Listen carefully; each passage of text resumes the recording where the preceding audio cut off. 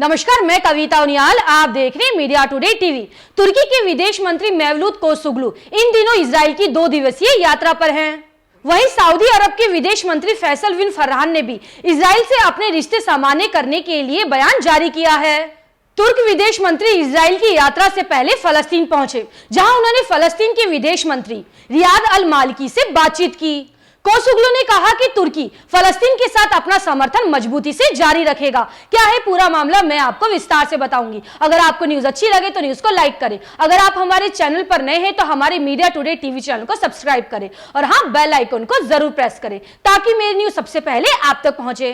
Saudi अरब के विदेश मंत्री प्रिंस फैसल ने दाउस में खुलकर इजराइल के साथ अपने रिश्ते सामान्य करने को लेकर बातचीत की।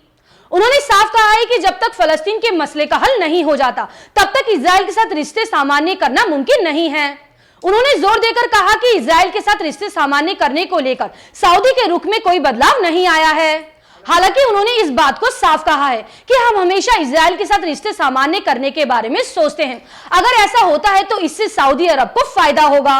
इजराइल के अलावा उन्होंने ईरान के साथ भी अपने रिश्तों को लेकर बातचीत की। उन्होंने कहा है कि ईरान के साथ रिश्तों को लेकर बातचीत आगे बढ़ी है, लेकिन ये काफी नहीं है। आपको बता दें, इराक की राजधानी बगदाद में ईरान और सऊदी के बीच 5 चरण की बातचीत हो चुकी है। सऊदी के विदेश मंत्री ने कहा है कि बातचीत कुछ आगे बढ़ी है, लेकिन ये काफी नहीं है। हम अपने पड़ोसियों को लेकर काफी गंभीर है। इस इलाके में सहयोग बढ़ाने से सबको फायदा होगा। तुर्की के राष्ट्रपति रजब तैयब एर्दोगान फलस्तीन के साथ इजराइल के व्यवहार को लेकर काफी आक्रामक रहे हैं, लेकिन उनकी सरकार भी इजराइल के साथ संबंधों को कायम करने में लगी है।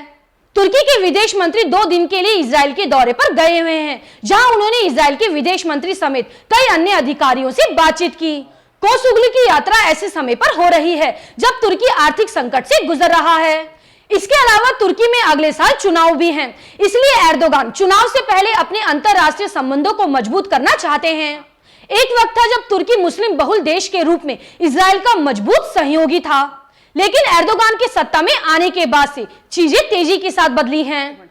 फलस्तीनियों के मुद्दे को लेकर एर्दोगान इजराइल के खिलाफ हमेशा से आक्रामक रहे हैं, लेकिन 2010 के बाद चीजें और खराब हुई हैं। 2010 में मई के महीने में मावी मारमारा पोत फलस्तीनी समर्थकों के लिए सामान लेकर जा रहा था। इसी दौरान इजरायली कमांडो ने पोत पर रेड कर दी। ये पोत गाजा की तरफ जा रहा था और इजरायली कमांडो ने अंतरराष्ट्रीय जल क्षेत्र में हमला बोल दिया। इस हमले में तुर्की के 10 लोगों की मौत हुई थी। तब से ही तुर्की और इजराइल के रिश्तों में ऐसी दरार आई जो सालों तक नहीं भरी। लेकिन एर्दोगान के बारे में कहा जा रहा है कि वो अपने राजनीतिक करियर के सबसे मुश्किल दौर में हैं। देश में महंगाई रिकॉर्ड स्तर तक बढ़ी है। राष्ट्रीय मुद्रा लीरा भी ऐतिहासिक रूप से कमजोर हुई है। विदेशी मुद्रा भंडार की स्थिति बहुत ठीक नहीं है और अमेरिका के बाइडेन प्रशासन ने उन्हें अलग थलग कर रखा है। ऐसे में एर्दोगान पुरानी दुश्मनी भुलाकर इजराइल, सऊदी अरब और यूएई से दोस्ती करने में लगे हुए हैं। आपकी इस खबर पर क्या राय है, मुझे कमेंट करके जरूर बताएं। अब मिलेंगे अगली खबर के साथ। शुक्रिया।